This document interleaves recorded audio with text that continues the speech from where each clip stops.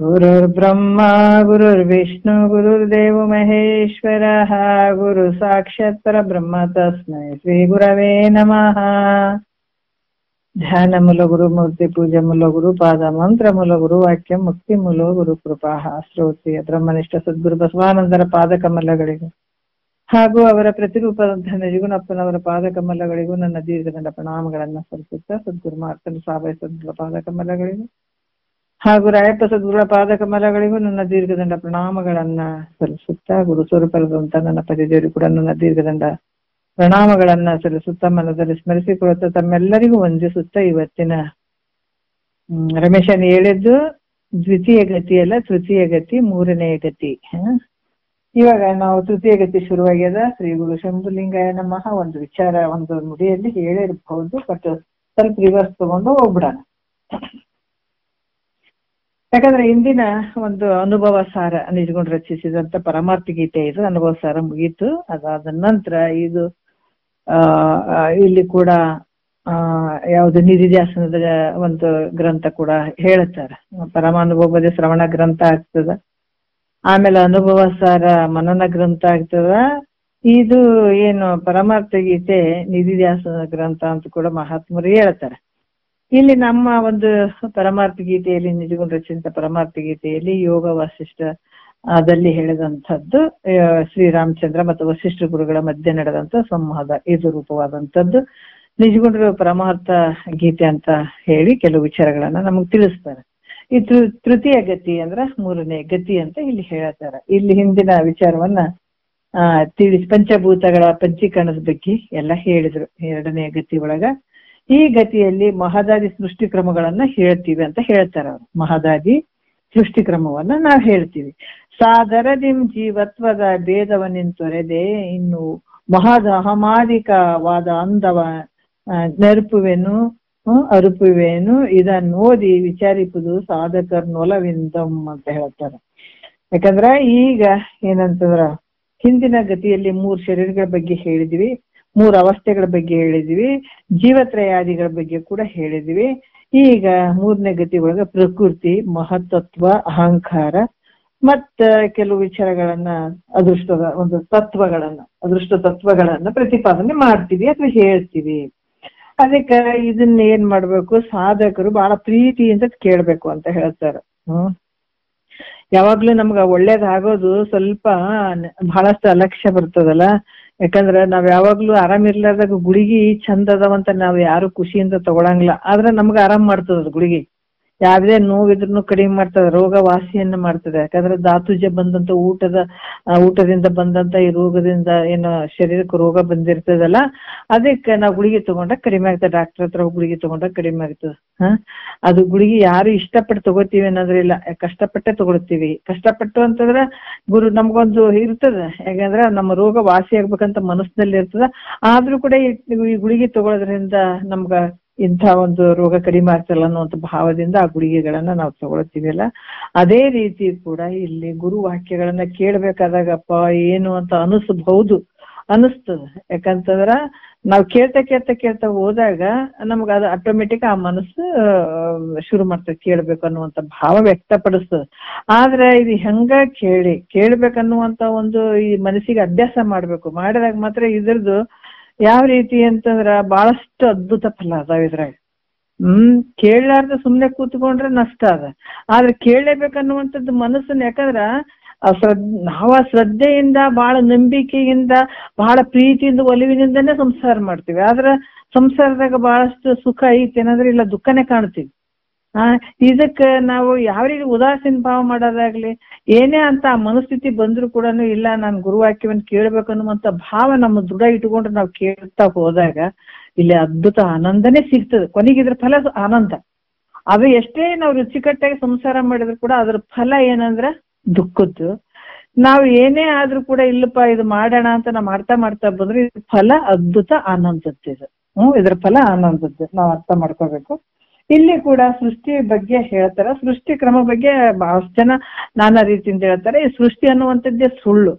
ಯಾಕಂದ್ರೆ ಮಾಯಲ್ಲಿ ಬಿದ್ದು ಮಹೇಶ್ವರ ಅನ್ಸ್ಕೊಂಡತನೇ ಈ ಸೃಷ್ಟಿ ಮಾಡ್ಯಾನೆ. ಇದು ಸುಳ್ಳಾಗಿರುವಂಥದ್ದು. ಒಂದ್ ಕಡೆ ಪಂಚಭೂತಗಳ ಒಂದು ಏನು ಒಂದ್ರಾಗ ಒಂದು ಸೇರಿಬಿಟ್ಟು ಏನು 25 ತತ್ವಗಳಿಂದ ಈ ಮನ ಬುದ್ಧಿ ಚಿತ್ತ ಅಹಂಕಾರಗಳು ಆದವು ಅಂತ ಕೂಡ ಕೆಲವೊಂದು ಕಡೆ ಹೇಳ್ಕೊಂಡು ಬರ್ತಾರೆ.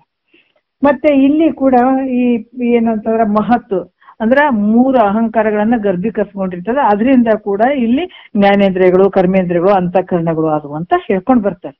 ಆದ್ರೆ ಹೇಳುವಂತ ಉದ್ದೇಶ ಒಂದೇನೆ, ಇವೆಲ್ಲ ಸುಳ್ಳಾಗಿರುವಂತದ್ದು, ಹಿಂಗಾಯ್ತು ಅಂತ ತಮ್ಮ ಒಂದು ಸೃಷ್ಟಿ ಬಗ್ಗೆ ಅವ್ರು ಹೇಳ್ಕೊಂತ ಬರ್ತಾರೆ. ಆದ್ರೆ ಇದ್ರ ಬಗ್ಗೆ ತಲೆ ಕೆಡಿಸ್ಕೊಳ್ಳೋದು ಅಷ್ಟು ಅವಶ್ಯಕತೆ ಇಲ್ಲ ಅಂತ ಗುರುಗಳು ಹೇಳ್ತಿದ್ರು. ಸೃಷ್ಟಿ ಕ್ರಮನೇ ಸುಳ್ಳದ, ಆದ್ರೆ ಅಲ್ಲಿ ಹಂಗ್ ಬರ್ದಾರಲ್ರಿ, ಇಲ್ಲಿ ಹಿಂಗ್ ಬರ್ದಾರ್ರಿ, ಇದನ್ನ ಮಾಡ್ಬೇಕ, ಹಂಗೆ ಏನಿಲ್ಲ. ಯಾಕಂದ್ರೆ ಏನನ್ನ ಆರಿಸ್ಕೊಳ್ಬೇಕು ಅದನ್ನ ಮುಖ್ಯ ಆರಿಸ್ಕೊಳ್ಳೋದು.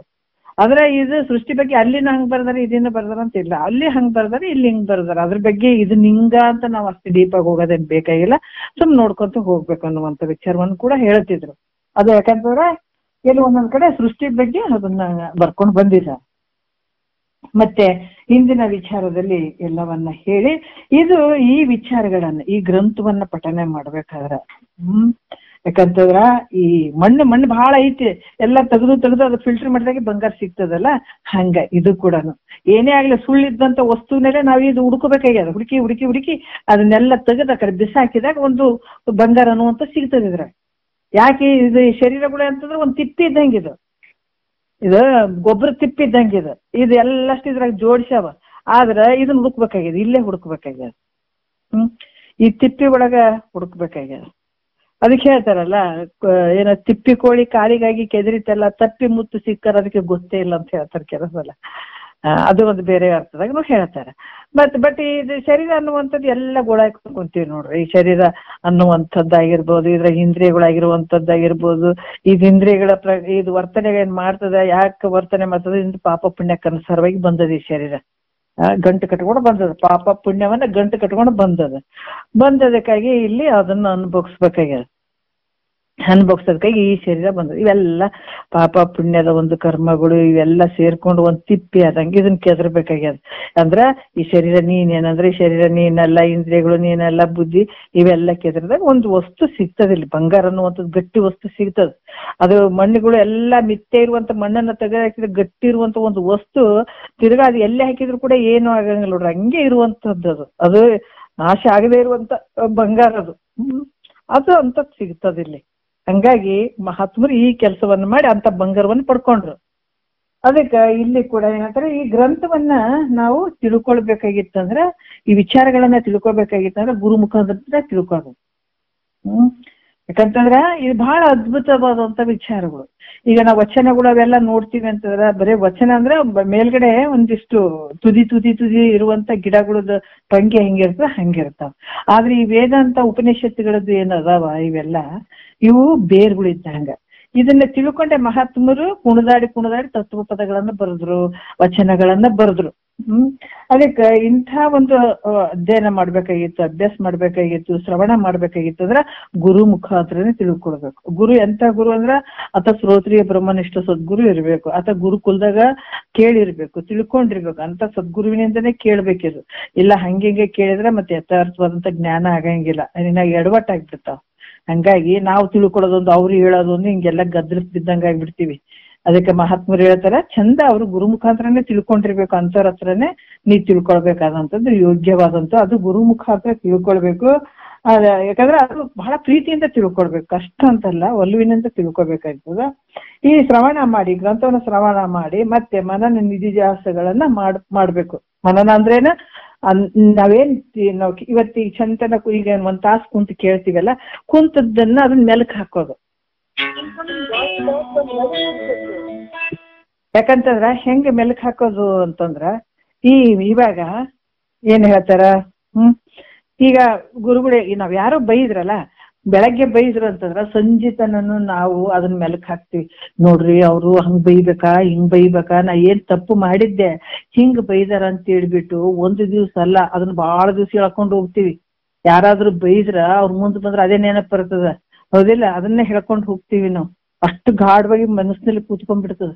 ಆದ್ರೆ ಅದೇ ಗುರುವಾಕ್ಯವನ್ನ ನೀನು ಅದು ಮನಸ್ಸಿನಲ್ಲಿ ಇಟ್ಕೊಂಡು ಏನ್ ಬಂದಿದಾವ ಇವತ್ತು ಏನ್ ಹೇಳಿದಾರ ಸದ್ಗುರುಗಳು ಅಂತ ಹೇಳ್ಬಿಟ್ಟು ನಮ್ಗ ಅದು ನಮ್ಗೆ ಗೊತ್ತಾಯ್ತು ಅಥವಾ ತಿಳಿತು ಅಥವಾ ನಮ್ಗ ಅದು ಹೇಳಿದ ವಾಕ್ಯ ನಾವು ಶ್ರವಣ ಮಾಡಿದ್ವಿ ಅಂತಂದ್ರ ಅದನ್ನ ತಿರುಗ ಇದು ಕ್ಲಾಸ್ ಮುಗಿದ ಮೇಲೆ ಈ ವಿಚಾರ ಹಿಂಗ್ ಹೇಳಿದ್ರಲ್ಲ ಗುರುಗಳು, ಹೌದಾ ಅಲ್ಲ ಅಂತ ನಾವು ಅದನ್ನ ವಿಚಾರ ಮಾಡ್ಬೇಕಾದಂಥದ್ದು ಬಹಳ ಯೋಗ್ಯ. ಯಾಕಂದ್ರೆ ಯಾರಾದ್ರೂ ಅಂದ್ರು ಅಂದಾಗ ಅಷ್ಟು ಸಿಟ್ಟು ಬಂದಂತ ವ್ಯಕ್ತಿ ಅಷ್ಟು ನಿನ್ಗ ಒಂದು ಏನಂದ್ರ ಆ ಬದಲಾವಣೆ ಆಗ್ಬಿಡ್ತದೆ. ನಮ್ಮ ಮನಸ್ಸಿನಲ್ಲಿ ಸಂಪೂರ್ಣ ಬದಲಾವಣೆ ಅಂದ್ರೆ ಹೆಂಗ್ ಬದಲಾವಣೆ ಅಂದ್ರೆ ಟೆನ್ಷನ್, ಹಿಂಗ್ ಬೈದ್ರಲ್ಲಪ್ಪ ಅನ್ನೋದು, ಹೊಗಳಿದ್ರಂದ್ರೆ ಸಂತೋಷ ಅನ್ಸುವಂಥದ್ದು, ಹಿಂಗೆಲ್ಲ ಆಗ್ತಾವ. ಅದ್ರಂಗ ಸದ್ಗುರು ವಾಕ್ಯ ಕೇಳಿದ್ರು ಕೂಡ ಅಲ್ಲಿ ಬರುವಂತ ವಿಚಾರಗಳನ್ನ ನೀನು ಪದೇ ಪದೇ ಅದನ್ನ ಮೆಲುಕು ಹಾಕ್ಬೇಕಾದ್ರೆ ಹೌದಾ ಅಲ್ಲ ಅಂತ ಮನನ ಮಾಡುವಂಥದ್ದು. ತಿರ್ಗ ಅದು ಒಂದು ದೃಢ ಹೌದು ಇದೇ ಕರೆಕ್ಟ್ ಅನ್ನುವಂಥದ್ದು ಒಂದು ನಿಧಿಧ್ಯಾಸನ, ಆ ವಿಚಾರನ ಅಲ್ಲಿ ಕರೆಕ್ಟ್ ಆಗಿ ಮಾಡುವಂಥದ್ದು. ಇದೆಲ್ಲ ಮಾಡಿ ಕೇಳ್ಬೇಕಾದಂಥದ್ದು. ಇದು ಕೇಳಿಕೆ ಬಿಡ್ತೀವಿ ಅಂತ ಅಲ್ಲ, ಕೇಳಿದ್ದನ್ನ ಅದನ್ನ ಮನನ ಮಾಡೋದು, ನಿಧಿಧ್ಯಾಸನ ಮಾಡುವಂಥದ್ದು ಬಹಳ ಮುಖ್ಯವಾಗಿರ್ತದ ಅಂತ ಕೂಡ ಇಲ್ಲಿ. ಮತ್ತೆ ಈ 1ನೇ ನುಡಿಯಲ್ಲಿ ಕೂಡ ನಿನ್ನೆ ಹೇಳಿದ್ರು, ಏನ್ ಹೇಳಿದ್ರು ಅಂತಂದ್ರ ಸತ್ಯಂ ಸಂವಿತ್ ಸುಖಮಯನಪ್ಪ ನಿತ್ಯಂ ನಿನ್ನ ನಿರೀಕ್ಷಣವಪ್ಪ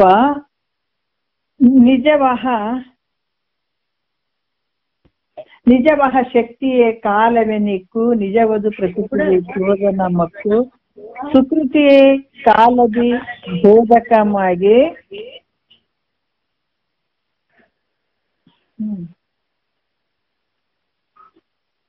ಬೋಧಕವಾದ ಪ್ರಕೃತಿಯ ಕಡೆ ಸರ್ವೋನ್ಮುಖವಾದ.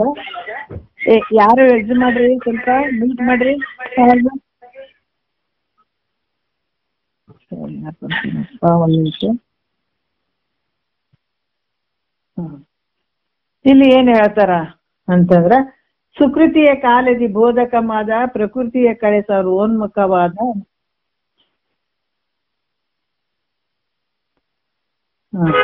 ಬಿಂದುವೆನಿಸಿ ವಿರಳಂ ಬಡಿಯುತ್ತಾ ಅಂದ ವ್ಯಕ್ತ ನೀನದ ಮಾಗುತ್ತಾ ಮುಂದಹ ತ್ರಿಗುಣಗಳ ಭೇದವನು ಒಂದಿ ವಿಕರಿಸಿ ಮಹದ್ರೂಪವನು ತಳೆಯುತ್ತಾ ಪ್ರಕೃತಿಗೆ ನಿಜಧಾಮ ತಿಳಿ ನೀನದರಿಂದಲೇ ನಿಸ್ಸೀಮ ಅಂತ 1ನೇ ನುಡಿಯಲ್ಲಿ ಕೂಡ ಹೇಳ್ತಾರ. ಯಾಕಂತಂದ್ರ ಈ ಜಗತ್ತು ಏನ್ ಹೇಳ್ತಾರ, ಸತ್ಯಂ ಸಂವಿತ್ ಸುಖಮಯ ನಪ್ಪ ನಿತ್ಯಂ ನಿನ್ನ ನಿಜ ನಿರೀಕ್ಷಣವಪ್ಪ ಅಂತ ಹೇಳ್ತಾರ. ಯಾಕಂದ್ರ ಸತ್ಯಂ ಅಂದ್ರ ಸತ್ತು ಚಿತ್ತು, ಸತ್ಯ ಅಂದ್ರ ಸದ್ರೂಪವಾಗಿರುವಂಥದ್ದು, ಚಿತ್ ಅಂದ್ರೆ ಎಲ್ಲವನ್ನ ತಿಳ್ಕೊಳ್ಳುವಂಥದ್ದು, ಸಂವಿತ್ ಅಂದ್ರ ಜ್ಞಾನ ಸ್ವರೂಪನು, ಅದಕ್ಕೆ ಸುಖಮಯನು ಅಂದ್ರೆ ಆನಂದ ಸ್ವರೂಪನು ಆದಂಥ, ನಿತ್ಯನು ಆದಂಥ. ನೋಡ್ರಿ, ಈ ಜಗತ್ತನ್ನು ಏನಂದ್ರ ರಚಿಸ್ಬೇಕನ್ನುವಂತ ಒಂದು ಸಂಕಲ್ಪ ಅದಕ್ಕಾದಾಗ ಇಚ್ಛೆ ಉಂಟಾದಾಗ ಯಥಾರ್ಥದ. ಯಾಕಂತಂದ್ರ ಇಲ್ಲಿ ಕೆಲವು ವಿಚಾರಗಳನ್ನ ಹೇಳ್ತಾರ. ಈ ಜಗತ್ತು ಉತ್ಪತ್ತಿ ಆಗೋದಕ್ಕಿಂತ ಪೂರ್ವದಲ್ಲಿ ಸತ್ತು ಚಿತ್ತು ಆನಂದ ನಿತ್ಯ ಪರಿಪೂರ್ಣವಾದ ಲಕ್ಷಣಗಳಿವು. ಯಾವುದು ನಿನ್ನ ಸ್ವರೂಪದ ಲಕ್ಷಣ ಇವು 5. ಈ ಸ್ವರೂಪ ನೀನೊಬ್ಬನೇ ಇದ್ದಿ. ಯಾವಾಗ ಈ ಜಗತ್ತಿನ ಉತ್ಪತ್ತಿ ಆಗೋದಕ್ಕಿಂತ ಮುಂಚೆ ನೀನು ಒಬ್ಬನೇ ಇದ್ದಂಥವು. ಇಂಥ ನಿನ್ನಲ್ಲಿ ಬಹಳಷ್ಟು ಒಂದು ಪ್ರಜೆಗಳು ಆಗ್ಬೇಕನ್ನುವಂತ ಒಂದು ಸಂಕಲ್ಪ ಯಾವಾಗ ಆಯ್ತು ಆ ಕ್ಷಣದಲ್ಲೇ ನೋಡ್ರಿ, ಈ ಸ್ವರೂಪ ಅದ್ಭುತವಾದಂತ ಈ ಆ ಒಂದು ಆ ಸಂದರ್ಭದಲ್ಲಿ ಆ ಜ್ಞಾನ ಶಕ್ತಿ ಏನಾಯ್ತು ಕಾಲತತ್ವ ಆಗಿಬಿಡ್ತು ಅಂತ ಹೇಳ್ತಾರ ಅವ್ರು. ಯಾಕಂದ್ರೆ ಯಾವಾಗ ಈ ಜಗತ್ತಿನ ಒಂದು ಒಂದು ಯಾಕಂತಂದ್ರ ಇಲ್ಲಿ ನಿನ್ನಲ್ಲಿ ಸಂಕಲ್ಪ ಬಹಳ ಪ್ರಜೆಗಳಾಗ್ಬೇಕು ಅನ್ನುವಂತ ಯಾವಾಗ ಸಂಕಲ್ಪ ಅಲ್ಲಿ ಆಯ್ತು, ಆ ಕ್ಷಣದಲ್ಲಿಯೇ ನಿನ್ನ ಸ್ವರೂಪದಲ್ಲಿ ಅಲ್ಲಿ ಜ್ಞಾನಶಕ್ತಿ ಕಾಲತತ್ವ ಆಯ್ತು ಅಂತ ಕೂಡ ಹೇಳ್ತಾರೆ. ಯಾಕಂತಂದ್ರ ಈ ರೀತಿ ಕಾಲವು ಅಂದ್ರೆ ಕಾಲತತ್ವವು ಅಂತ ಹೇಳಿಸ್ಕೊಳ್ತಾರೆ. ಮತ್ತೆ ಏನಾಯ್ತು ಆ ಕಾಲವೇ ಏನಾಯ್ತು, ಆ ಕಾಲ ಏನಾಯ್ತು ಜ್ಞಾನಶಕ್ತಿಯ ಕಾಲತತ್ವ ಐತಲ್ಲ, ಆ ಕಾಲವೇ ತ್ರಿಗುಣಾತ್ಮಕವಾದ ಪ್ರಕೃತಿಗೆ ಪ್ರೇರಣೆ ಕೊಡುವಂತದ್ದಾಯ್ತು. ಅಂದ್ರ ಆ ಪ್ರಕೃತಿ ಅನ್ನುವಂಥದ್ದಕ್ಕ ಪ್ರಕೃತಿ ಅಂದ್ರೆ 3 ಗುಣಗಳನ್ನ ಗರ್ಭೀಕರಿಸ್ಕೊಂಡಂಥದಕ್ಕ ನಾವು ಪ್ರಕೃತಿ ಅಂತೀವಿ. ಅದಕ್ಕಾಗಿ ವಿಜ್ಞಾನ ಅಂತ ಕೂಡ ಹೇಳ್ತಾರ, ನಾನಾ ರೀತಿಯಿಂದ ಹೇಳ್ತಾರ. ಆ ಪ್ರಕೃತಿ ಅನ್ನುವಂಥ ಮೂಲ ಅಹಂಕಾರ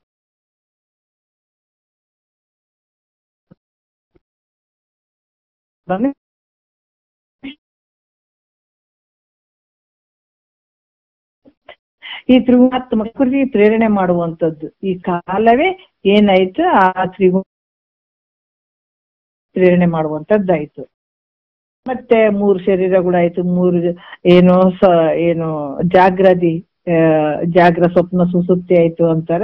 ಹಿಂಗೆಲ್ಲ ಬರ್ತಾವ. ಮತ್ತೆ ಯಾವ್ದಂತಂದ್ರ ಈ ಸತ್ವ ರಜೋ ತಮ ಗುಣಗಳೆಂಬ ಭೇದವನ್ನು ಹೊಂದಿ ವೈಕಾರಿಕ ತೈಜಸ್ಸು ಭೂತಾದಿ ಅನ್ನುವಂತ ಅಹಂಕಾರ ತ್ರಯಾತ್ಮಕವಾದಂಥ ಈ ಭೂತ ಭೌತಿಕ ಈ ಜಗತ್ತಿನ ರೂಪವನ್ನು ಹೊಂದುವಂಗಾಯ್ತು.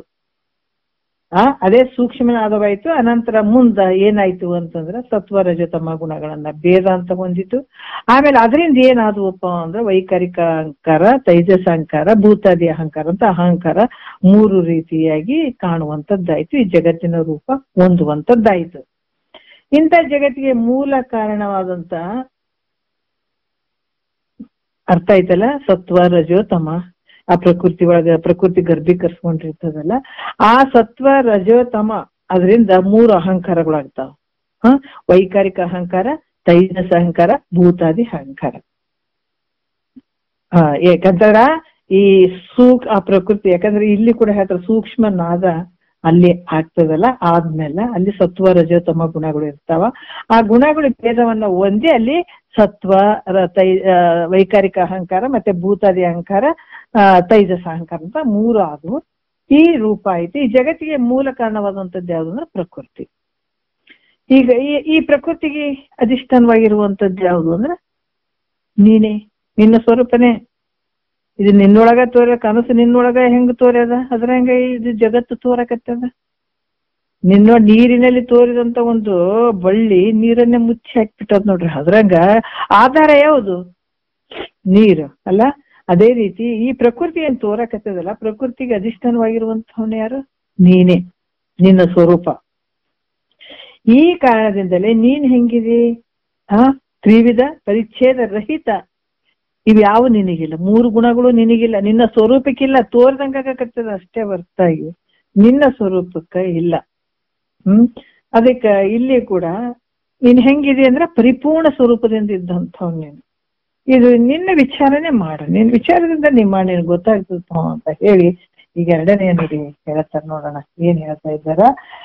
ಯಾಕಂದ್ರೆ ಈ ಪ್ರಕೃತಿ ಮಹತ್ ಆಗ್ತದ ಮುಂದೇನಾಗ್ತದ, ಅದು ಜ್ಞಾನಶಕ್ತಿಯ ಕಾಲತತ್ವ ಅಂದ್ರೂ ಅಷ್ಟೇನೆ, ಆ ಪ್ರಕೃತಿ ಅಂದ್ರೂ ಕೂಡ ಅದು ಸ್ವಲ್ಪ ವಿಕಾರ ಹೊಂದುತ್ತವಂತ ನಾನಾ ರೀತಿಯಿಂದ ಆಗ್ತಾವ. ಈ ಪ್ರಕೃತಿ ಏನಾಗ್ತದಂದ್ರೆ ಮಹತ್ತಾಯ್ತು ಅಂತ ಹೇಳ್ತಾರ. ಈಗ ಗುಣ ಗರ್ಭಾತ್ಮಕವಾದ ಮಹತ್ತು, ಗುಣ ಭೇದಂಗಳ ನೈಜದ ಹೊತ್ತು, ಪರಿವರ್ಧಿಸಿ ಪೂವುದು ಮಿಡಿಯಂತು, ತಿರುಳಂ ಸಿಪ್ಪೆಗಳ ವೆಂತೆಂತು, ಪೂರೈಸುತ್ತಂತದು 3ಆಗಿ, ಘೋರಂ ಶಾಂತ ಮೂಢತೆಯಾಗಿ, ರಾಜಸ ಸಾತ್ವಿಕ ತಾಮಸವೆಂದು, ರಾಜಿಸಿ ಗುಣ ಭೇದಂ ದಳೆದೊಂದು, ಈ ಕಲ್ಪನೆಗಂತದು ತಾವಾದಿ ವೈಕಾರಿಕ ತೈಜಸ್ ಭೂತಾದಿ ಎನಿಪ ತ್ರಿವಿಧ ಅಹಂಕೃತಿ ಆಯಿತು, ಜನಿಸಿ ಮಹತ್ತಿಗದ ಆವೃತ ಮಾಯಿತು ಅಂತ ಹೇಳ್ತಾರೆ. ಗುಣ ಗರ್ಭಾತ್ಮಕವಾದ ಅಂದ್ರೆ ಏನು ಅಂದ್ರೆ ಸತ್ವಾದಿ ಗುಣಗಳು ಎಲ್ಲಿಟ್ಕೊಂಡು ತನ್ನ ಹೊಟ್ಟೆಯಲ್ಲಿಟ್ಟುಕೊಂಡಿರುವ ಈ ಪ್ರಕೃತಿ ಅವಸ್ಥಾತ್ಮಕವಾದಂಥದ್ದು. ಅದಕ್ಕೇನ್ ಹೇಳ್ತಾರೆ? ಮಹತ್ತು ಅಂತ ಹೇಳ್ತಾರೆ. ಮಹತ್ತು ಅಂದ್ರೆ 3 ಗುಣಗಳನ್ನ ಗರ್ಭೀಕರಿಸ್ಕೊಂಡದ್ದು. ಅದು ಆ ಕಡೆ ಪೂರ್ತಿ ಅದು ಹೊರಗನು ಇಲ್ಲ, ಒಳಗನು ಇಲ್ಲ. ನೋಡ್ರಿ, ಈ ಪ್ರಕೃತಿ ಏನಾಗ್ತದ, ಸತ್ವಾದಿ 3 ಗುಣಗಳನ್ನ ಅದು ಇಟ್ಕೊಂಡಿರ್ತದ. 3 ಗುಣಗಳನ್ನ ಪ್ರಕೃತಿ ಅಂತ. ಇವಾಗ ಹೆಂಗಂದ್ರೆ ಒಂದು ಬೀಜ ನಾವು ಭೂಮಿಗೆ ಹಾಕಿದಾಗ, ಈ ಶೇಂಗಾ ಹಾಕಿವಂತ, ಶೇಂಗಾ ಹಾಕಿದ್ರ ಅದು ಬೆಳಗ್ಗೆ ತನ ನೋಡಿದ್ರ ಅದು ಮಾಮೂಲಿ ಬೀಜನೂ ಅಲ್ಲ, ಈ ಕಡೆ ಬೆಳೆನೂ ಅಲ್ಲ. ಅಂದ್ರೆ ದಪ್ಪ ಆಗಿರ್ತದ ನೋಡ್ರಿ ಶೇಂಗಾ. ಭೂಮಿಯಲ್ಲಿ ಬಿತ್ತಿದಂತ ಶೇಂಗಾ ದಪ್ಪ ಆಗಿರ್ತದ. ನೆನೆ ಹಾಕಿದ್ರು ಕೂಡ ದಪ್ಪ ಆಗ್ತದೆ. ಅಂದ್ರೆ ಮೊದ್ಲಿನ ತರನೂ ಅಲ್ಲ, ಗಿಡನೂ ಅಲ್ಲ. ಆ ರೀತಿ ನೀವು ತೋರಿತಲ್ಲ, ಅದು ಓಂಕಾರ ತೋರಿತು, ಅಲ್ಲಿಂದ ಪ್ರಕೃತಿ ಆಯ್ತು ಅಂತ ಈ ವಿಚಾರಗಳನ್ನ ಹೇಳ್ಕೊಂಡು ಅದು ವಿಕಾರ ಹೊಂದುತ್ತಾ ಏನಾಗ್ತದ, ಅದೇ ಪ್ರಕೃತಿ 3 ಗುಣಗಳನ್ನ ಗರ್ಭೀಕರಿಸ್ಕೊಂಡಿರ್ತದ. ಅಲ್ಲಿ ಕೂಡ ಏನ್ ಹೇಳ್ತಾರ ಅಂತಂದ್ರ ಅದಕ್ಕೆ ಮಹತ್ತು ಅಂತ ಹೇಳ್ತಾರ. ಹೆಂಗಂದ್ರೆ ಅದನ್ನ ಹೇಳ್ತಾರ ಅವರು. ಬೀಜ ಮೊದ್ಲಿನಂತ ಇರದೆ, ಮೊಳಕೆನೂ ಇಲ್ಲ, ಮೊದಲಿನಂತ ಬೀಜನೂ ಅಲ್ಲ. ಅದಕ್ಕೆ ಆ ರೀತಿಯನ್ನು ಉಬ್ಬಿರ್ತದ ಆ ಅವಸ್ಥೆಗೆ ನಾವು ಏನ್ ಹೇಳ್ತೀವಿ, ಇಲ್ಲಿ ಒಂದು ಮಹತ್ತು ಅಂತ ಕೂಡ ಹೇಳ್ತಾರೆ. ಯಾಕಂತಂದ್ರ ಈ ಗರ್ಭಿಣಿ ವ್ಯವಸ್ಥೆ ಕೂಡ, ಗರ್ಭಿಣಿ ಆದಂತ ಹೆಣ್ಮಗಳ ಒಂದು ದೃಷ್ಟಾಂತ ಕೂಡ ಕೊಡ್ತಾರ. ಆಕಿ ಮೊದ್ಲಿನಂಗ ಮಾಮೂಲಿ ಹೆಣ್ಮಗಳು ಅಲ್ಲ, ಈ ಕಡೆ ಮೊದ್ಲಿನಂತೆ ಹುಡುಗಿನೂ ಅಲ್ಲ, ಈ ಕಡೆ ಮಗುವನ್ನ ಹಡದಂತ ತಾಯಿನೂ ಅಲ್ಲ, ಗರ್ಭ ನಿಂತಿರ್ತದ ನೋಡು ಆ ರೀತಿ. ಇದಕ್ಕೇನ್ ಹೇಳ್ತಾರ, ಮಹತ್ತು ಅಂತ ಕೂಡ ಹೇಳ್ತಾರ. ಈಗ ಏನಾಗ್ತದ, ಈ ಮಹತ್ತು ವಿಕಾರ ಹೊಂದಕ್ ಪ್ರಯತ್ನ ಆಗ್ತದ. ಆ ಮಹತ್ತು ಏನಾಗ್ತದ, ಪ್ರಕೃತಿ ವಿಕಾರ ಆಗಕ್ಕ ಮುಖ ಮಾಡಿದಾಗ ಅದು ಮಹತ್ತತ್ವ ಅಂತ ಹೇಳಿಸ್ಕೊಳ್ತದ. ಅವಾಗ ಮಹತ್ತತ್ವ ಅಂತ ಅನ್ಸ್ಕೊಳ್ತದ. ಬಳಿಕ ಆ ಮಹತ್ತತ್ವದಿಂದಾನೇ ಇದು ಏನಾಗ್ತದೆ, ಇದು ವಿಕಾರ ಹೊಂದುತ್ತಾ ಬರ್ತದ. ವಿಕಾರ ಪರಿಣಾಮ ಅಂದ್ರೆ ವಿಕಾರ ಹೊಂದುತ್ತಾ ಬರ್ತದ, ಹಾಲ್ ಕೆಟ್ಟ ಮೊಸರಾದಂಗ.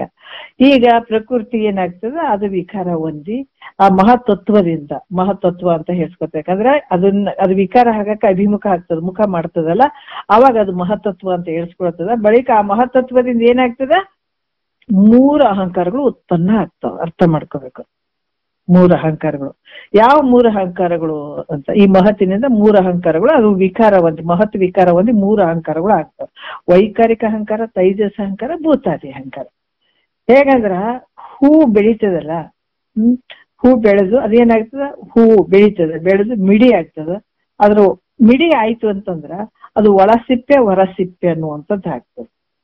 ಆದ್ರ ಒಳಸಿಪ್ಪೆ ಮತ್ತು ಹೊರಸಿಪ್ಪೆ ಒಳಗ ತಿರುಳುಗಳಂತ 3 ಭಾಗಗಳು ಹೆಂಗ ಆಗ್ತಾವೋ ಅದೇ ರೀತಿ ಕೂಡ ಬೀಜ ಕೂಡ ಏನಾಗ್ತದ, ಮೊಳಕೆ ಹೊಡಿತದಲ್ಲ, ಮೊಳಕೆ ಹೊಡೆದಾಗ ಏನಾಗ್ತದ, 2 ಎಲೆಗಳು ಆಗ್ತಾವ. ಹೌದಿಲ್ಲ, ಆ ಕಡೆ ಒಂದೇಲಿ ಈ ಕಡೆ ಒಂದೇಲಿ. ಪ್ರತಿಯೊಂದು ನಿಮ್ಗೆ ಗೊತ್ತಿರ್ತದೆ, ಎಲ್ರಿಗೂ ಗೊತ್ತಿರ್ತದೆ. ಒಂದು ಬೀಜ ಮೊಳಕೆ ಹೊಡಿತಂದಾಗ ಆ ಕಡೆ ಒಂದೇಲಿ ಈ ಕಡೆ ಒಂದೇಲಿ ನಡುವ ಮೊಳಕೆ ಬರ್ತದ ನೋಡ್ರಿ. ಎಲ್ಲರಿಗೂ ಅನುಭವ ಇರ್ತದೆ ಇದು. ಅದಕ್ಕೆ ಹೇಗೆ 3 ಭಾಗ ಆಗ್ತದೋ ಹಂಗೆ ಮಹತ್ತಾದ್ರೂ 3 ಭಾಗ ಆಯ್ತು. ಇಲ್ಲಿ ಎಷ್ಟು ಸೂಕ್ಷ್ಮ ಐತಿ ನೋಡ್ರಿ ವಿಚಾರಗಳು. ಯಾಕಂದ್ರ ಈ ಎರಡು ಆ ಕಡೆಯಲ್ಲಿ ಈ ಕಡೆ ಒಂದೇಲಿ ಆ ಕಡೆ ಒಂದೇಲಿ ನಡುವು ಮೊಳಕೆ ಹೆಂಗ್ ಬರ್ತದ, ಅದು ವಿಕಾರ, ಬೀಜ ವಿಕಾರ ಹೊಂದಿ 2 ದಿವಸದಾಗ ಅದು ಮೊಳಕೆ ಬರ್ತದ. ಮೊಳಕೆ ಬಂದ್ರೆ ಫಸ್ಟ್ ನಾವು ನೋಡಿದಾಗ ಆ ಕಡೆ ಒಂದೇಲಿ ಈ ಕಡೆ ಒಂದೇಲಿ ನಡುವು ಮೊಳಕೆ ಬರ್ತದ. ಹಂಗೆ ಈ ಮಹತ್ತಾದ್ರೂ ಕೂಡ 3 ಭಾಗ ಹೊಡಿತು. ಹೆಂಗಂದ್ರ ವೈಕಾರಿಕ ಅಹಂಕಾರ, ತೈಜಸ ಅಹಂಕಾರ, ಭೂತಾದಿ ಅಹಂಕಾರ. ಇದು ಕ್ರಮವಾಗಿ ಇದು ಶಾಂತ, ಘೋರ, ಮೂಢತೆ ಅನ್ನುವಂಥ ವೃತ್ತಿಗಳದು. ಮತ್ತೆ ವೃತ್ತಿಗಳು ಉತ್ಪನ್ನ ಅದು. ಇದರಿಂದ ವೈಕಾರಿಕ ಅಹಂಕಾರದಿಂದ, ತೈಜಸ ಅಹಂಕಾರದಿಂದ, ಭೂತಾದಿ ಅಹಂಕಾರ, ಈ 3 ಅಹಂಕಾರಗಳಿಂದ ಶಾಂತ, ಘೋರ, ಮೂಢತೆ. ವೈಕಾರಿಕ ಅಹಂಕಾರದಿಂದ ಶಾಂತ ವೃತ್ತಿ ಉತ್ಪನ್ನ ಆಯಿತು, ತೈಜಸ ಅಹಂಕಾರದಿಂದ ಘೋರ ವೃತ್ತಿ ಉತ್ಪನ್ನ ಆಯಿತು, ತೈಜಸ ಅಹಂಕಾರದಿಂದ ಮೂಢತೆ, ಭೂತಾದಿ ಅಹಂಕಾರದಿಂದ ಮೂಢತೆ ಅನ್ನುವಂಥ ಒಂದು ವೃತ್ತಿ ಉತ್ಪನ್ನ ಆಯ್ತು. ಅರ್ಥ ಆಯ್ತಲ್ಲ? ವೈಕಾರಿಕ ಅಹಂಕಾರದಿಂದ ಶಾಂತ ಅನ್ನುವಂಥ ವೃತ್ತಿ ಆಯ್ತು. ಅಹಂಕಾರ, ಅದರಿಂದ ವೃತ್ತಿ. ಆಮೇಲೆ ತೈಜಸ ಅಹಂಕಾರದಿಂದ ಘೋರ ಅನ್ನುವಂಥ ವೃತ್ತಿ ಉತ್ಪನ್ನ ಆಯ್ತು. ಭೂತಾದಿ ಅನ್ನುವಂಥದ್ರಿಂದ ಮೂಢತೆ ಅನ್ನುವಂಥ ವೃತ್ತಿಗಳು ಉತ್ಪನ್ನ ಆದು. ಇದು ಬ್ಯಾರೆ ಪುರಾಣ ಅಲ್ಲ, ನಮ್ಮ ಪುರಾಣಗಳು, ನಮ್ಮ ಪುರಾಣ ಇದು. ನಮ್ಮಲ್ಲಿ ಹೆಂಗ್ ಬಂದಾವ ಅನ್ನೋದನ್ನ ತಿಳಿಸ್ತಾ ಇದ್ದಾರೆ ಅವರು. ಬಳಿಕ ಈ 3 ವೃತ್ತಿಗಳಿಂದ ಏನದು, ಆಮೇಲೆ ಈ 3 ವೃತ್ತಿಗಳಿಂದ ಕ್ರಮವಾಗಿ ಸಾತ್ವಿಕ, ರಾಜಸ, ತಾಮಸ ಅನ್ನುವಂತ 3 ಗುಣಗಳು ಇಲ್ಲಿ ಹುಟ್ಟಿದ್ವು. ಅರ್ಥ ಆಯ್ತನ ಹೆಂಗ್ ಹುಟ್ಟಿದ್ವು ಅಂತ? ಸಾತ್ವಿಕ, ರಾಜಸ ಮತ್ತೆ ತಾಮಸ ಅನ್ನುವಂತ 3 ಗುಣಗಳು ಹುಟ್ಟಿದ್ವು. ಈ ಪ್ರಕಾರ ಈ ಮಹತ್ತತ್ವದಿಂದ 3 ಅಹಂಕಾರಗಳು ಹುಟ್ಟಿ ಮಹತ್ತತ್ವವನ್ನ ನೋಡ್ರಿ. ಇವು ಈ ಪ್ರಕಾರ ಮಹತ್ತತ್ವದಿಂದ 3 ಅಹಂಕಾರಗಳು ಹುಟ್ಟಿದ್ವು. ಆ ಮಹತ್ತನ್ನೇ ಆವರಣ ಮಾಡುವಂತ ಆದ್ವು ಅಂತ ಕೂಡ ಹೇಳತ್ತಾರ. ಈ ರೀತಿಯಾಗಿ ಇಲ್ಲಿ ಏನಾಗ್ತದ, ಇಲ್ಲಿ ಅಹಂಕಾರಗಳು 3 ಅಹಂಕಾರಗಳು ಮತ್ತೆ ತಿರ್ಗಾ ಅವು ತಾವು ವೃತ್ತಿಯಾಗಿ ಬದಲಾವಣೆ, ಸಾತ್ವಿಕ, ರಾಜಸ, ತಾಮಸ ಅನ್ನುವಂಥದ್ದು. ಸಾತ್ವಿಕ ಅನ್ನುವಂಥದ್ದು ವೈಕಾರಿಕ, ಮತ್ತೆ ಇಲ್ಲಿ ಕೂಡ ರಾಜಸ ಅನ್ನುವಂಥದ್ದು ತೈಜಸ್, ಆಮೇಲೆ ತಾಮಸ ಅನ್ನುವಂಥದ್ದು ಭೂತಾದಿ. ಈ 3 ಗುಣಗಳು ಇಲ್ಲಿ ಹುಟ್ಟುತ್ತವೆ ಇವುಗಳಿಂದ ಅಂತ ಕೂಡ ಹೇಳ್ತಾರೆ. ವೈಕಾರಿಕ ಅಹಂಕಾರದಿಂದ ಸಾತ್ವಿಕ ಗುಣ, ಆಮೇಲೆ ತೈಜಸ ಅಹಂಕಾರದಿಂದ ರಾಜಸ ಗುಣ, ಮತ್ತೆ ಭೂತಾದಿ ಅಹಂಕಾರದಿಂದ ತಾಮಸ ಗುಣ, ಈ 3 ಗುಣಗಳು ಆದವು. ಮತ್ತೆ ಇಲ್ಲಿ ಕೂಡ ಏನಾದವು ಇವು 3 ಮತ್ತೆ ಇವು ಬದಲಾವಣೆ ಆಗ್ತಾವ ನೋಡ್ರಿ, ಮತ್ತೆ ಮುಂದಕ್ಕೆ ಬರ್ತಾವೆ. ಹೆಂಗ್ ಮುಂದಕ್ಕೆ ಬರ್ತಾವಂದ್ರ ವೈಕಾರಿಕ ತೈಜಸ್ಸು ಮತ್ತೆ ಭೂತಾದಿ ಅಹಂಕಾರಗಳಿಂದ ಏನೇನಾದವು ನಮ್ಮಲ್ಲಿ. ಈಗ 3 ಬಂದ್ಬಿಟ್ಟಿದಾವ ಈಗ. ಅಹಂಕಾರಗಳು 3 ಹುಟ್ಟಿದಾವ ಈಗ, 2 ಯಾಕಂದ್ರೆ ಸಸಿ ಬಂದ್ಬಿಟ್ಟಾವೀಗ, ಈ ಕಡೊಂದು ಈ ಕಡೊಂದು ನಡುವೊಂದು. ಆದ್ರ ಇವುದರಿಂದ ಏನಾಯ್ತು ನಮ್ಮ ಶರೀರದಾಗ, ಹೆಂಗ ನಮ್ಗ ಇವೆಲ್ಲ ಮನ ಬುದ್ಧಿ ಚಿತ್ತಾಂಕರಗಳಾದಂದ್ರೆ ಇದು ಸೃಷ್ಟಿ ಕ್ರಮಗಳ ಬಗ್ಗೆ ಹೇಳ್ತಾರ ಅವ್ರು. ಏನಂದ್ರ ವೈಕಾರಿಕ ತೈಜಸ್ಸು ಮತ್ತೆ ಅಹಂಕಾರ. ವೈಕಾರಿಕ ತೈಜಸ್ ಅಹಂಕಾರಗಳ 2ರಿಂದ ಮನಸ್ಸು ಮತ್ತ ವೈಕಾರಿಕ ಅಹಂಕಾರದಿಂದ 11 ಇಂದ್ರಿಯಗಳ ಅಭಿಮಾನಿ ದೇವತೆಗಳು ಆಗಿದಾರ ಅಂತ ಹೇಳ್ತಾರ ಅವರು. ನೋಡೋಣ ಏನ್ ಹೇಳ್ತಾರ 3ನೇ ನುಡಿಯಲ್ಲಿ ನೋಡೋಣ.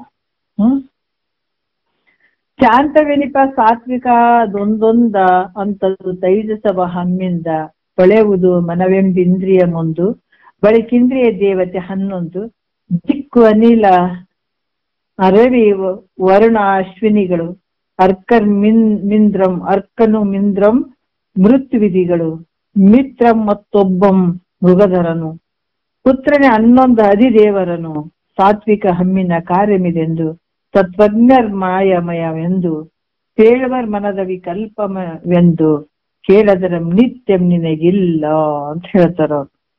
ಏನ್ ಹೇಳ್ತಾರ ಅಂದ್ರೆ ಇಲ್ಲಿ ಶಾಂತವೆನಿಪ, ಶಾಂತವೆನಿಪ ಅಂದ್ರ ಶಾಂತ ಅಂತ ಹೇಳಿಸಿಕೊಳ್ಳಂತ ನೋಡ್ರಿ.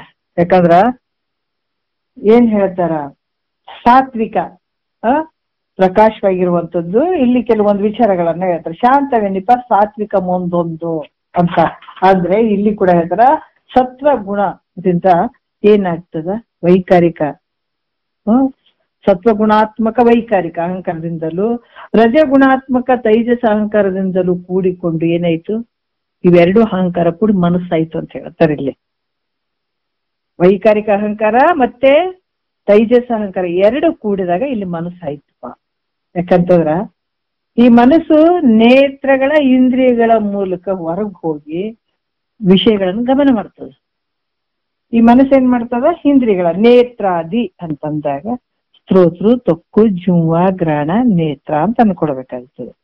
ಇವುಗಳ ಮೂಲಕ ಇವು ಇಂದ್ರಿಯಗಳಲ್ಲ, ಇಂದ್ರಿಯಗಳ ಮೂಲಕ ಹೊರಗೋಗಿ ವಿಷಯಗಳನ್ನ ನೋಡ್ತದ ಮತ್ತೆ ಅದ್ರ ಗಮನವನ್ನ ಮಾಡ್ತದೆ, ಅದ್ರ ವಿಚಾರವನ್ನ ಮಾಡ್ತದೆ ಈ ಮನಸ್ಸು. ಅದರಿಂದ ಇದ್ರಲ್ಲಿ ಏನದ ರಜೋಗುಣ ಐತಪ್ಪ, ರಜಗುಣ. ಯಾಕಂದ್ರ ರಜಗುಣ ಆ ಹೊರಗೆ ಹೋಗಿ ಅಲ್ಲಿ ಗಮನ ಮಾಡುವಂತ ಸಂದರ್ಭದಲ್ಲಿ ರಜೋಗುಣ ಇರ್ತದೆ, ಬಳಿಕ ವಿಷಯವನ್ನ ತಿಳಿಸ್ತದ. ಯಾಕಂತಂದ್ರ ಮತ್ತಿಲ್ಲಿ ಏನಾಗ್ತದ ಅಂತಂದ್ರ ಆ ವಿಷಯವನ್ನ ತಿಳಿಸ್ತದ, ಅದರಿಂದ ಇದರಲ್ಲಿ ಸತ್ವಗುಣನೂ ಐತೆ. ಈ ಕಾರಣಗಳಿಂದ ಮನಸ್ಸನ್ನುವಂಥದ್ದು ಹೊರಗಡೆ ಹೋಗಿ ವಿಷಯಗಳನ್ನ ಗಮನ ಮಾಡೋದ್ರಿಂದ ಅಲ್ಲಿ ರಜಗುಣ ಇರ್ತದ, ಮತ್ತ ಆ ವಿಷಯಗಳನ್ನ ತಿಳಿಯೋದ್ರಿಂದ ಸತ್ವಗುಣನೇ ಆಗ್ತದ. ಅದಕ್ಕೆ ಇವೆರಡು ಗುಣಗಳಿಂದ ಮನಸ್ಸಾಗಿ ನೋಡ್ರಿ, ಇವೆರಡು ಕಾರಣಗಳಿಂದ ಮನಸ್ಸು ಏನಾಗ್ತದ ವೈಕಾರಿಕ ತೈಜಸ ಅಹಂಕಾರಗಳಿಂದ ಉತ್ಪನ್ನ ಆಗಿದೆ ಈ ಮನಸ್ಸು ಅಂತ ಕೂಡ ಹೇಳ್ತಾರೆ. 2 ಕೆಲಸ ಅಲ್ಲಿ ಅದ. ಹೊರಗೋಗಿ ವಿಷಯಗಳನ್ನ ಗಮನ ಮಾಡುವಂಥದ್ದು ರಜಗುಣ ಮತ್ತು ಆ ವಿಷಯಗಳನ್ನ ತಿಳಿಯುವಂಥದ್ದು ಸತ್ವಗುಣಾಕಾರ. ಇವೆರಡರಿಂದ ಮನಸ್ಸು ಹಾಗೆ ಅದ. ಸ್ತೋತ್ರ ತೊಕ್ಕು ಪಾದ ಪಾಣಿ ಪಾಯು ಉಪಸ್ಥ, ಯಾಕಂದ್ರೆ ಕರ್ಮೇಂದ್ರಿಯಗಳು ಜ್ಞಾನೇಂದ್ರಿಯಗಳು. ಸ್ತೋತ್ರ ತೊಕ್ಕು ಜುವ್ವ ಗ್ರಾಣ ಅಂತ ನೇತ್ರ ಪಾದ. ಯಾಕಂದ್ರ ಇಲ್ಲಿ ಕೂಡ ಏನ್ ಹೇಳ್ತಾರ ಪಾಣಿಪಾದ ಗುದ ಗುಷ ಅನ್ನುವಂಥದ್ದು. ಇವು 11 ಇಂದ್ರಿಯಗಳಿಗೆ. 11 ಅಂದ್ರೆ ಯಾವ್ದು? ಸ್ತೋತ್ರ 1, ತೊಕ್ಕು ಜುವ್ವ ಗ್ರಾಣ ನೇತ್ರ ಅನ್ನುವಂಥದ್ದು. ಇವು ಎಷ್ಟಾಗ್ತಾವ? ಸ್ತೋತ್ರ ತೊಕ್ಕು ಚಕ್ಷು ಅಂದ್ರೆ ಏನು ಕಣ್ಣು, ನೇತ್ರ, ಜುವ್ವ ಗ್ರಾಣ ಇವು ಸಂಸ್ಕೃತ ವರ್ಡ್ಸ್. ಸ್ತೋತ್ರ ಅಂದ್ರೆ ಕಿವಿ, ಇವೇ ನಮ್ ಕಣ್ಣಿದ್ರೆ ಜ್ಞಾನೇಂದ್ರಿಯಗಳು. ತೊಕ್ಕು ಅಂದ್ರೆ ಚರ್ಮ, ಚಕ್ಷು ಅಂದ್ರೆ ಈ ಕಣ್ಣುಗಳು ನೇತ್ರ, ಆಮೇಲೆ ಜುವ್ವ ಅಂದ್ರೆ ನಾಲಿಗೆ, ಗ್ರಾಣ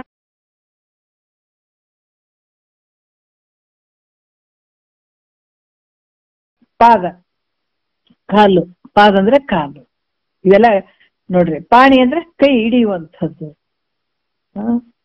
ಆಮೇಲೆ ವಾಕ್ ಪಾಣಿ ಪಾಯ್ ಉಪಸ್ಥ. ಪಾಯು ಅಂತಂದ್ರೆ ಈ ಪಾಯಿ ಉಪಸ್ಥ ಅಂತಾರೆ ಮಲಮೂತ್ರವನ್ನ ಬಿಡುವಂಥದ್ದಕ್ಕೆ ಹೇಳ್ತಾರೆ. ವಾಕ್ ಅಂದ್ರೆ ಮಾತಾಡುವಂಥದ್ದು. ಈ ರೀತಿಯಾಗಿ ಇವು 10 ಅದು ಕರ್ಮೇಂದ್ರಿಯಗಳು 5 ಮತ್ತೆ ಜ್ಞಾನೇಂದ್ರಿಯಗಳು 10. ಅದ್ರ ಜೊತೆ ಮನಸ್ಸು ಕೂಡಿಸಿದಾಗ ಎಷ್ಟಾಯ್ತು? 11. ಈ 11 ಇಂದ್ರಿಯಗಳಿಗೆ ಕ್ರಮವಾಗಿ ಅಧಿದೇವತೆಗಳು ಅದಾರ. ಅದಕ್ಕೆ ಹೇಳೋದು ಇವು 3 ಆಧ್ಯಾತ್ಮ ಅನ್ನುವಂಥದ್ದು, ಅಧಿದೈವ ಮತ್ತೆ ಇವು ಇಂದ್ರಿಯಗಳು ಏನದಾವ ಇವು 3 ನಡೀತಾವಲ್ಲಿ ತ್ರಿಪುಟಿಗಳು. ಯಾಕಂದ್ರ ಈ ಇಂದ್ರಿಯ ಇರುವಂಥದ್ದು ಒಂದು, ಅದರಲ್ಲಿ ಏನೋ ಅಧಿದೇವತೆ ಇದಕ್ಕೆ ನಾವು ಅದಕ್ಕೆ ನೋಡುವಂಥದ್ದು, ಕೆಲಸ ಮಾಡುವಂಥದ್ದು, ಇದೆಲ್ಲ ಮಾಡುವಂಥದ್ದು ಎಲ್ಲಿಂದ ಅಂತಂದ್ರೆ ನಮಗ ಅದಕ್ಕೆ ಈ ಒಂದು ಕಡ್ಡಿ ತೆಗೆದು ಹಿಂಗೆ ಎತ್ತಿಡ್ಬೇಕಾದ್ರ ಭಗವಂತನ ಅಪ್ಪಣೆ ಬೇಕ್ರಿ, ಆ ದೇವ್ರು ಒಪ್ಪಿಗೆ ಇಲ್ದ ನಾವ್ ಇಡಕ್ ಆಗಂಗಿಲ್ರಿ ಅಂತ ಯಾಕೆ ಹೇಳ್ತೀವಿ ಅಂದ್ರ ನಾವ್ ಮಾಡುವಂತ ಈ ಕೈ ಹಿಂಗ್ ಇಡ್ಬೇಕಾದ್ರೆ ಇಲ್ಲಿ ಹಿಂದ್ ಒಂದು ಅಧಿದೇವತೆ ಆದ ನಮ್ಮಿಂದ. ಹಂಗಾಗಿ ಇವು ಇಂದ್ರಿಯಗಳು ಯಾಕಂತಂದ್ರ ಇದ್ರ ಇಂದ್ರಿಯಗಳ ಹಿಂದ ಒಂದು ಅಧಿದೇವತೆ ಅದ. ಆತ ಒಪ್ಪಿಗೆ ಕೊಟ್ಟಾಗ ಮಾತ್ರ ನಾವು ಈ ಒಂದು ವಸ್ತುವನ್ನ ತೆಗೆದು ಎತ್ತಿಡಕ್ ಬರ್ತದೆ. ಈಗ ನೋಡುವಂಥದ್ದು ಕೂಡ ಅಲ್ಲಿ ಅಲ್ಲಿ ಪರ್ಮಿಷನ್ ಅದ ಹಿಂದ, ಯಾಕಂದ್ರ ಹಿಂದ ಅಧಿದೇವತೆ ಅದ. ಬರೀ ಇಂದ್ರಿಯಗಳು ಇವು ಕೆಲಸ ಮಾಡ್ತಾವಲ್ಲ, ಇದು ಇಂದ್ರಿಯಗಳು. ಇದು ಕಣ್ಣು ಕಾಣುವಂಥದ್ದು, ಇದು ಒಂದು ಸಾಧನ, ಇದ್ರೊಳಗಡೆ ಒಂದು ಇಂದ್ರಿಯ ನೋಡುವಂಥದ್ದು, ಅದಕ್ಕೆ ಅಧಿದೇವತೆ ಒಬ್ಬನ ಅದಾನ.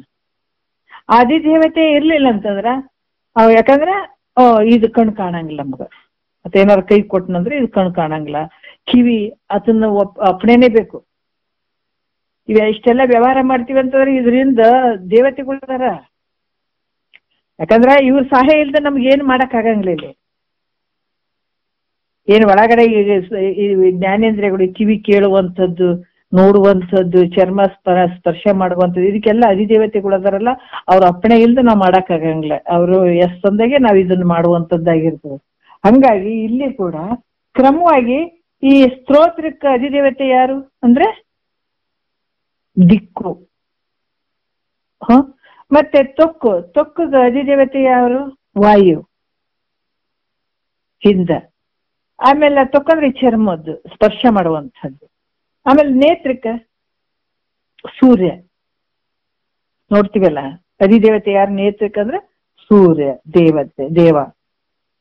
ಜೀವಕ್ಕೆ ಅಧಿದೇವ ಯಾರು? ವರುಣ. ಮತ್ತೆ ಗ್ರಾಣಕ್ಕ ವಾಸನೆ ನೋಡ್ತೀವಲ್ಲ ಮೂಗು, ಅಶ್ವಿನಿ ಕುಮಾರರು. ಇವು ನೋಡ್ರಿ. ಇದೇ ರೀತಿ ಕೂಡ ಇಲ್ಲಿ ಕ್ರಮವಾಗಿ ಹೇಳ್ತಾರ ಅವ್ರು. ಯಾವ ರೀತಿ ಅಂತಂದ್ರ ಹಿಂದ ಈ ಪಾದಕ ಮತ್ತೆ ಪಾಣಿಗೆ ಪಾದಕ ವಿಷ್ಣು, ಪಾಣಿಗೆ ಇಂದ್ರ, ಪಾಯುವಿಗೆ ಯಮ, ಉಪಸ್ಥ ಪ್ರಜಾಪತಿ ನೋಡ್ರಿ, ವಾಕ್ ಅಗ್ನಿ, ಮನಸ್ಸಿಗೆ ಚಂದ್ರ. ಮನಸ್ಸಿಗೆ ಅಧಿದೇವತೆ ಯಾರು? ಚಂದ್ರ.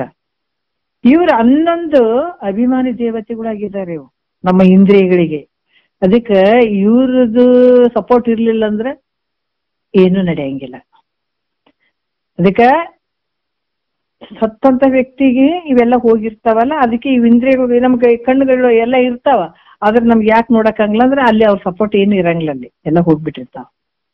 ಹಂಗಾಗಿ ಇಲ್ಲಿ ಕೂಡ ಏನಂದ್ರ 11 ಅಭಿಮಾನಿ ದೇವತೆಗಳು ಅದಾರ ನಮ್ಮಲ್ಲಿ, ಸಪೋರ್ಟ್ ಮಾಡ್ತಾರ ನಮಗೆಲ್ಲ. ಈ ದೇವತೆಗಳು ವೈಕಾರಿಕ ಅಹಂಕಾರದ ಕಾರ್ಯ. ಈ ದೇವತೆಗಳ ಕಾರ್ಯ ಏನು ಮಾಡಕತ್ತಾರಲ್ಲ, ಯಾವ್ದ್ರಿಂದ ಮಾಡಕತ್ತಾರ ಅಂದ್ರ ವೈಕಾರಿಕ ಅಹಂಕಾರದಿಂದ. ವೈಕಾರಿಕ ಅಹಂಕಾರದ ಕಾರ್ಯ ಇದು ಈ ದೇವತೆಗಳು ಮಾಡುವಂಥದ್ದು. ಮತ್ತಿವ್ ಹೆಂಗದಾವ? ಮಾಯೆಯಿಂದ ಕೂಡಿದಾವ. ಇವೆಲ್ಲ ಹೆಂಗದಾವ ಅಂದ್ರೆ ಸತ್ಯ ಅನ್ನೋದ್ರೆ ಮಾಯೆಯಿಂದ ಕೂಡಿದಾವ ಇವೆಲ್ಲ. ಅದಕ್ಕೆ ಇವು ಮನಸ್ಸಿನ ಒಂದು ವಿಕಲ್ಪ, ಸಂಕಲ್ಪ ವಿಕಲ್ಪ ಏನಾಗ್ತವಲ್ಲ ಆ ರೀತಿ ಅಂತ ಕೂಡ ಹೇಳ್ತಾರೆ. ಅದರಿಂದ ಇವೆಲ್ಲ ನಿನಗದಾವೇನು ಅಂದ್ರೆ ನಾ ಅದಕ್ಕೆ ಹೇಳಿದ್ದೀನಿ, ಮೊದಲನೇ ಮಾತಂದ್ರ ನಾವೆಲ್ಲ ಭ್ರಮೆ ಜಗತ್ತಿನೊಳಗೆ ಜೀವನ ಮಾಡ್ತಾ ಇದ್ದೀವಿ. ಇವತ್ತು ಯುಗಾದಿ ಅದಂತ ನಾವ್ ಹೇಳ್ತೀವಿ ನಿಜ, ಆದ್ರ ನಾವ್ ಭ್ರಮಲೋಕದಾಗ ಯುಗಾದಿ ಹಬ್ಬ ಹೊಸ ಹಬ್ಬರಿ ಅಂತ ಹೇಳ್ತೀವಿ. ಆದ್ರೆ ವಿಚಾರ ಮಾಡಿ ನೋಡಿದ್ರೆ ನಾವ್ ಯಾವಾಗ ನಮ್ಮನ್ನ ನಾವು ತಿಳ್ಕೊಳ್ತೀವಿ, ದಿವಸ ಹಬ್ಬ ಐತೆ ಅದು. ಒಂದು ದಿವಸ ಯುಗಾದಿ ಹಬ್ಬ ಆಗ್ಬಾರ್ದು, ಒಂದು ಹೊಸ ವರ್ಷ, ಒಂದು ಹೊಸ ದಿವಸ ಅಂತ ಆಗ್ಬಾರ್ದು. ಅದು ಹೊಸ ದಿವಸ, ದಿನ ಪ್ರತಿ ದಿವಸ ಹೊಸ ದಿವಸನೇ, ಹೊಸ ಹಬ್ಬನೇ. ಯಾವಾಗ ನಮ್ಮನ್ನ ನಾವು ತಿಳ್ಕೊಂಡಾಗೆ ಹೊಸ ಹಬ್ಬ ಯುಗಾದಿ ಅಂತ ಮಹಾತ್ಮರು ತಿಳ್ಕೊಳ್ತಾರೆ. ಅದಕ್ಕೆ ಇಲ್ಲಿ ಕೂಡ ಏನ್ ಹೇಳ್ತಾರ, ಇವೆಲ್ಲ ಏನು ಅದಾವಲ್ಲ ವ್ಯವಹಾರ, ಜ್ಞಾನೇಂದ್ರಗಳು, ಕರ್ಮೇಂದ್ರಗಳು, ಇದರಿಂದ ಮನಸ್ಸು, ಆಮೇಲೆ ಅದರಿಂದ ಅನ್ನೊಂದು ಅಧಿದೇವತೆಗಳು ಏನ್ ಅದಾರಲ್ಲ, ಇವೆಲ್ಲ ಮಾಯೆಯಿಂದ ನಡೆದಂಥದ್ದು, ಮಾಯಾಮಯಗಳಿವು. ಮತ್ತ ಮನಸ್ಸಿನ ಸಂಕಲ್ಪ ವಿಕಲ್ಪ ಆತ್ಮಗಳಿಂದ ಅಂತೂ ಇದರಿಂದ ನಡೀತಾವಂತ ಕೂಡ ಹೇಳ್ತಾರೆ. ಆದ್ರಿಂದ ಅಖಂಡ ಸಚ್ಚಿದಾನಂದ ಸ್ವರೂಪನಾದ ನಿನಗ ಇದಾವೇನ? ಇವ್ಯಾವು ಇಲ್ಲ. ಅದಕ್ಕೆ ಇವೆಲ್ಲ ನಿನ್ಗೇನ್ ಮಾಡ್ತಾವೆ, ಈ ಕಣ್ಣು, ಕಿವಿ, ಇವೆಲ್ಲ ಶಬ್ದಾದಿ ವಿಷಯಗಳಾಗಿರ್ಬೋದು, ಇವೆಲ್ಲ ನಿನ್ನ ಮೋಸ ಮಾಡ್ತಾವೆ.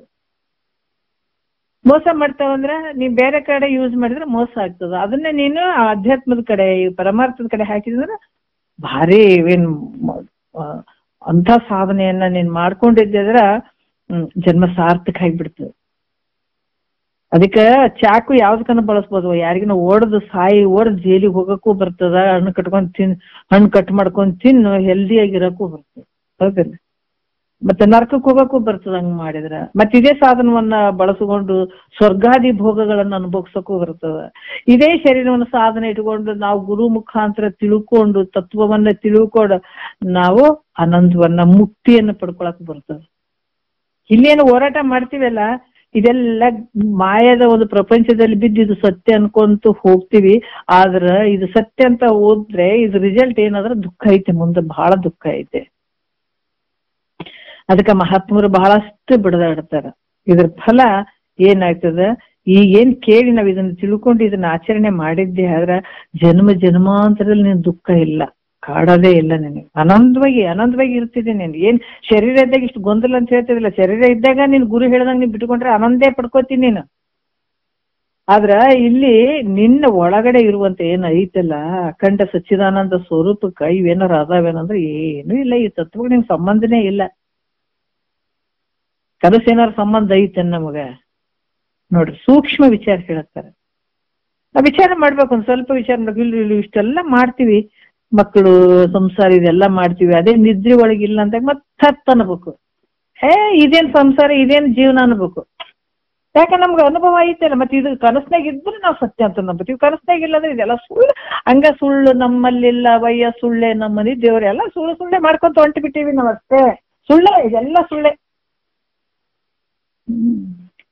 ಅದಕ್ಕೆ ಮಹಾತ್ಮರು ಬಹಳ ಎಚ್ಚರಿಕೆ ಕೊಡ್ತಾರ. ಇವೆಲ್ಲ ನೀನು ಜನ್ಮಾಂತರ ಇದಕ್ಕಂತ ಬಂದಿಯಲ್ಲ, ಈಗ ಸ್ವಲ್ಪ ನೋಡು, ಸತ್ಯ ಇರುವಂತದ್ದನ್ನ ಕಂಡುಕೊಳ್ಪ ಅಂತ ಇಲ್ಲಿ ಬಹಳಷ್ಟು ಹೇಳ್ತಾರ. ಆದ್ರೆ ಇವೇನ್ ಅದಾವ, ಇಷ್ಟೆಲ್ಲ ಅದಾವಲ್ಲ, ಇವು ನಿನ್ನ ಅಖಂಡವಾದ ಸ್ವರೂಪಕ್ಕೆ ಯಾವ ಇವ್ ಸಂಬಂಧನೇ ಇಲ್ಲ. ಬರೇ ತೋರ್ತಾವ, ಅಡಗ್ತಾವ. ಮತ್ತೆ ಈ ಶರೀರ ಕೂಡ ತೋರ್ತದ, ಅಡಗ್ತದ, ಯಾವಾಗ ಹೋಗ್ಬಿಡ್ತದ. ಯಾರಿಗ್ ಟಾಟಾ ಬಾಯ್ ಬೇ ನಾವ್ಯಾವ ಊರಿಗೆ 20 ಸಲ ನಿನ್ ಬಿಟ್ಟು ನಾ ಇರಂಗಿಲ್ಲ, ನಾನು ಬಿಟ್ಟು ನೀ ಇರಂಗಿಲ್ಲ, ಅವ್ರನ್ನ ಬಿಟ್ಟಿರಕಂಗಿಲ್ರಿ, ಸಂಸಾರ ಬಿಟ್ಟಿರಕಾಗಂಗಿಲ್ರಿ. ಹಂಗ ಅಂದವ್ರು ಮುಗೀತು, ಟಾಟಾ ಬಾಯ್ ಅಂತ ಹೇಳಕ್ಕೂ ಟೈಮ್ ಇರಂಗಿಲ್ಲ, ಹೊಂಟು ಬಿಡ್ತೀವಿ. ಜಗತ್ತಿನಾಗ ಹಂಗ ಐತಲ್ಲ ಪ್ರತಿಯೊಬ್ಬರದು. ಮಹಾತ್ಮರು ಅದಕ್ಕೆ ಹೇಳ್ತಾರೆ, ಇದು ಮಾಯದ ಪ್ರಪಂಚ ಐತಪ್ಪ, ಇದ್ರಾಗ ಏನೈತೆ, ಇದು ಎಲ್ಲ ಸುಳ್ಳಿನಿಂದ ಕೂಡ್ಯದ, ತೋರ್ತದ, ಅಡಗ್ತದ. ಇದು ನಿನ್ನ ಸ್ವರೂಪಕ್ಕಿಲ್ಲ ಅಂತದನ್ನ ಕಂಡು ಹಿಡ್ಕೊಂಡ್ಬಿಡು, ಇಟ್ಟ ಆನಂದವಾಗಿ ಇದ್ದು ಬಿಡು. ಅದೇ ಸ್ವರೂಪನೇ ನನ್ನ ಸ್ವರೂಪ ಅಂತ ತಿಳ್ಕೊಂಡು ಗಟ್ಟಿಯಾಗಿಬಿಡು ಅಂತಾರ. ಅದು ಅದ್ಭುತ ಅದಾವ ವಿಚಾರಗಳು. ಬರ್ತಾ ಬಹಳ ಚಂದ ಹೇಳ್ತಾರ ಅವ್ರು. ಮಹಾತ್ಮರು ನಮಗಾಗಿ ಮಾಡಿದಂತ ಅಡಿಗೆಗಳು ಸುಮ್ಮ ಕುಂತು ತಿನ್ಬೇಕು ನೋಡ್ರಿ, ಅಷ್ಟೇ. ನಮ್ಗೇನ್ ಮಾಡಂತ ಕೊಟ್ಟಾರ, ಅವ್ರು ಅಷ್ಟಿಷ್ಟು ಓದಿ ಅಷ್ಟು ಕಷ್ಟಪಟ್ಟು ಆಚರಣೆಗೆ ತಂದು ಇಷ್ಟೆಲ್ಲ ಬರ್ದಿದಾರಂದ್ರ ನಾವ್ ಮನೆಗೆ ಎಲ್ಲ ಇಟ್ಟಿವೆಲ್ಲ, ಅವೆಲ್ಲ ಮಬ್ಬು, ಇವೆಲ್ಲ ನಾವ್ ಆಸ್ತಿ ಪಾಸ್ತಿ ಅವೆಲ್ಲ ಎದಕ್ಕೂ ಬರಂಗಿಲ್ಲ. ಈ ಗುರುವಾಕ್ಯ ನೋಡ್ರಿ ಎಷ್ಟು ಒಂದು ಪ್ರಕಾಶತೆಯಿಂದ ಬೆಳಗ್ತಾ ಇದ್ದಾವಿವು. ಇದಕ್ಕೆ ಯಾವ್ದು ಬೆಲೆ ಕಟ್ಟಕ್ ಸಾಧ್ಯನೇ ಇಲ್ಲ. ಒಂದ್ ಅಕ್ಷರ ಕೂಡ ಬೆಲೆ ಕಟ್ಟ, ನಮ್ಮ ಆಸ್ತಿ ಅಂತಸ್ತಿ ಏನ್ ಜೀವನ ಇಷ್ಟು ವರ್ಷದಿಂದ ಮಾಡಿದೀವಲ್ಲ, ಈ ವಾಕ್ಯಗಳಿಗೆ ಬೆಲೆ ಕಟ್ಟಕ್ ಆಗೋದೇ ಇಲ್ಲ. ಏನ್ ಮಾಡಿದ್ರು ನಾವು ಅಂತ ವಾಕ್ಯಗಳು ನಮಗಾಗಿ ಮಾಡಿಟ್ಟಾರ ಅಡಿಗೆ. ಸುಮ್ಮ ಕುಂತು ತಿಂದು ಆನಂದ ಪಡುವಂಥದ್ದು ಮಾಡ್ಕೊಡ್ರಿ ಅಂತ ಹೇಳ್ಯಾರ ಅವ್ರು, ಅಷ್ಟೇನೆ. ಅದನ್ನ ಬಹಳಷ್ಟು ಮಹಾತ್ಮರು ಕರುಣೆಯಿಂದ, ಪ್ರೀತಿಯಿಂದ ಇದನ್ನ ಮಾಡ್ಕೊಡ್ರಿ ಅಂತ ಮುಮುಕ್ಷಿಗಳಿಗೆ ಹೇಳಿದಂತ ವಿಚಾರ ಅವರೊಂದು ಕೃಪಾಶೀರ್ವಾದ ನಮಗೆಲ್ಲರ ಮೇಲೆ ಇರ್ಲಿ. ಮತ್ತೆ ಮುಂದೆ ನಾವು ನೋಡ್ತಾ ಹೋಗೋಣ ಏನ್ ಹೇಳಿದಾರಂತ. ತಿಳ್ಕೊಂತ ಹೋಗೋಣ ಅಂತ ಹೇಳಿ ಒಂದೆರಡು ಮಾತು ಗುರುಗಳ ಪಾದಕ್ಕೆ ಅರ್ಪಿಸಿ ಹಾರವಮ್ಮ.